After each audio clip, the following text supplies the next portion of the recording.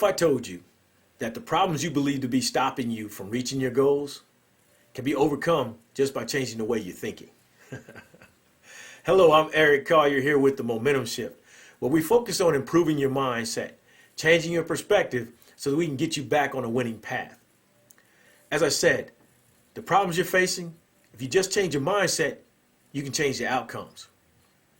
I want you to real quick think about the problems you're currently facing right now. Write them down if you can.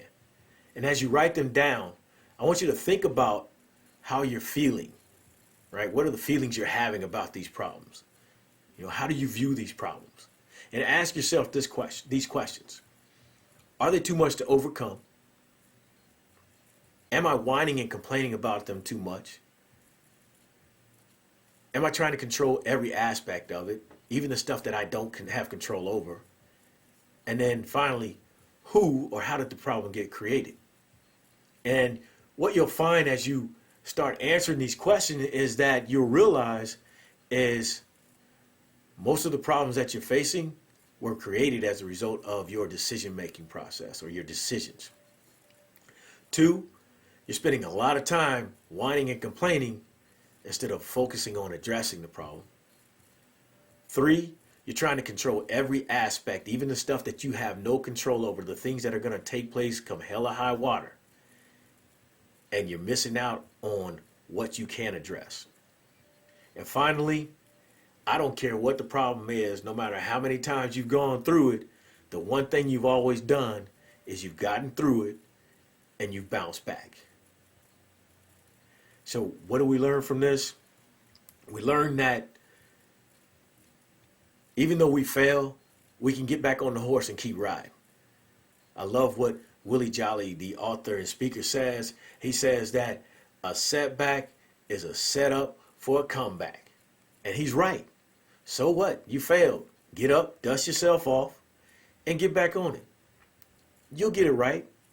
Failure is part of the process. 2, stop whining and complaining to your friends. You're wasting their time and you're wasting yours. And plus, it's a sign of weakness. I love what Les Brown says. 80% of the people you complain to don't want to hear it. They've got their own problems. The other 20% are glad it's you.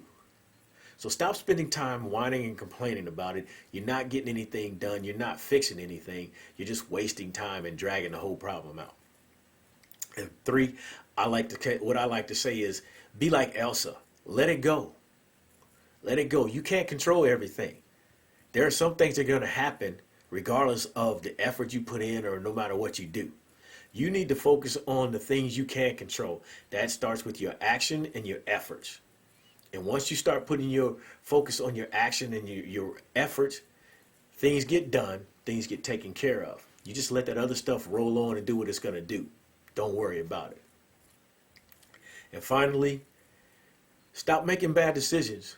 You know you have bills to be paid. Stop spending your money on happy hour. Stop spending your money on clothes and shoes when you know you got bills to pay.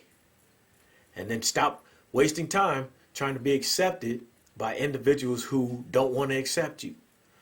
That's called creating self-inflicting wounds. Why do you need to injure yourself? That's crazy, all right? Stop doing those. Make better decisions, and you'll find life gets better. I'll leave you with this. In 2013, November 2013, prior to Thanksgiving, I was laid off from my government contracting job.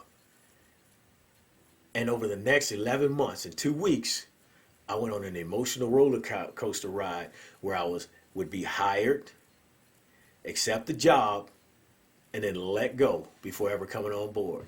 It was the part of the process that was taking place. I had no control over it. Not only that, I began to, bills started piling up. I was facing foreclosure on my home. I was just going through it. And what I began to do is I stopped looking at my problems as problems, and I started looking at them as tests and opportunities. With that, I began to stop trying to control everything and focus on what I could control. And whenever one would pop up, I'd give thanks for the test and the opportunity to grow, and I just moved out smartly. And within 11 months, In 2 weeks, emotional roller coaster came to an end. What I found out about myself was that my faith and mindset was a lot stronger than what I had ever given myself credit for. And what I also learned was that I relieved a lot of pressure off of myself, trying to control everything, and just focused on what I could control.